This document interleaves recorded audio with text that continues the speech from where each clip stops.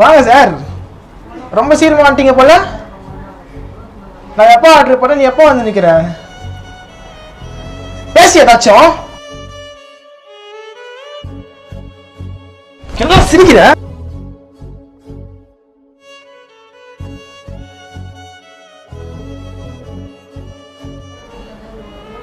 டேய் தம்பி, உனக்கு பேச வராதடா. சாரா மன்னிச்சுக்கண்ண, ஒரு நிமிஷம்.